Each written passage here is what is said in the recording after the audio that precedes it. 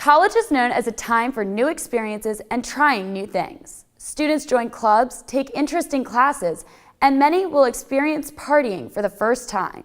That also means alcohol.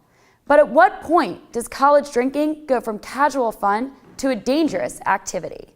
On the first weekend in May, most college students are busy studying or resting in anticipation of the coming exams. But on this morning in Elon, North Carolina, something unusual is happening. Students are waking up with the sun and not for schoolwork. This is Festivus, an early morning party scene celebrating its 10th year on campus. The Mudthief Spring Festival features music, barbecue, and the highlight, drinking. Festivus is everything to me in life. This is the night of the year. This is the day of the year. This end-of-the-year event features 30 kegs of beer. It's the epitome of an activity that can be found at every college in the country. Binge drinking. Oh! Can I get a truck? Yeah! According to the CDC, binge drinking is a form of excessive alcohol use. For men, that's more than 5 drinks within 2 hours. For women, 4 drinks. At Elon, there's definitely a sense that adding alcohol to an event makes it more fun. Junior Jan Erickson knows why students drink. Well, I think there's that aspect of kind of reaching past the point of like being completely in control that people think is fun. Some people drink to like get rid of their problems and they don't have to worry about them. Elon senior Taj Zaran agrees that students use drinking as a way to let loose. Why do you think that binge drinking then is such a big thing at Elon? We love that excitement. We love that thrill of feeling. And in order to get that thrill of feeling, you got to be on cloud 12. It's like you got to just get there. And it's like, how do you get there? You just binge drink. And, you know, once you reach that point, it's like, I don't know, it's like one of the greatest feelings in the world. So going off of that, how much drinking do you think takes place at Elon on the weekends? Tuesday, Thursday, Friday, Saturday. So 4 times out of the week. Zaran is a self-professed binge drinker. After talking to him, we wanted to test his opinions on campus drinking. We spoke with a panel of 5 students who were willing to share their views. We learned he's not too far off. I would say probably typical Elon students would drink between 5 to 8 drinks in a night, maybe starting around 8 or 9 at night and going until 2 or 3 into the morning. I think Elon has a particularly late party scene because the way that I usually experience it is that pre-games start at 10:30. Parties can last anywhere until 2, 3 in the morning. 3 in the morning, there's still plenty of people on Elon's campus. A lot of people feel they need to justify how much they work during the week with like partying hard on the weekends and almost just like, I think that's what you were saying. Absolutely, yeah. And so instead of relaxing or just like, oh, I want to sleep, it just turns into like, oh, let's just go out and have all this fun and be with all these people. These few students are a rarity because they are willing to talk on camera about drinking. We reached out to more than 500 students, and almost every other student we approached refused to talk to us. They say there are too many stakes involved. But for those willing to share, the stories can get personal and show that drinking isn't always a positive experience. One of my brothers at the time was putting shots into my drinks like when I wasn't looking. Oh my God. So I just kept on drinking that. And at the party, like the keg was killed, the bucket was killed. I don't know, I just like blacked out and apparently I just like wasn't breathing or anything.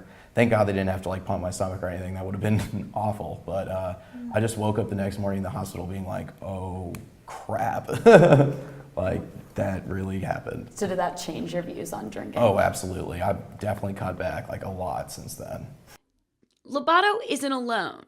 Junior Solemnia Gainza has also experienced the negatives of binge drinking, but for her, it happened while studying abroad. We were in Cuba and then we all got called in and they were like, we're going to the Bahamas, and we were done with finals, so everyone kind of went like super hard with the alcohol.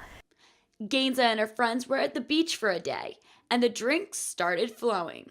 I just remember like snapping out of like my drunken state and looking over, and she was literally like drowning, like just like in the water, like flip-flopping, like, and the waves were like knocking her over, and she would like try to get up and like couldn't. Her friend was okay, but Gainesville will never forget the feeling of helplessness she had. It was terrifying, and like I just had never seen anyone that bad. So since coming back, have you ever had another experience like this where you've been with a friend that has gotten that intoxicated? No. Do you think you've learned from that experience? I definitely am like more conscious of like whenever people are like getting there, I like try to make them stop. And Erickson found her stopping point, but it wasn't easy. During her sophomore year, she drank, but says over time she took it too far. I kind of began a downward spiral in my behaviors, and most of those things occurred when I was drinking. She hit her lowest point at a party. I ended up in a room with a guy who didn't know what the word no meant. What was it that like really like got you to the point where you decided that like alcohol wasn't really the thing for you to be doing when you went out anymore? The breaking point for me was when I was a victim of sexual assault. And just knowing that I never would have been in that situation if it hadn't been for alcohol, and realizing that I was dealing with deeper issues with alcohol and like masking them. Erickson took a medical leave from campus because she felt mentally unstable following the incident. Everyone goes out, everyone gets drunk, everyone makes mistakes, but then I got to the point where it was almost like I became a different person when I was drunk. So she has now chosen sobriety.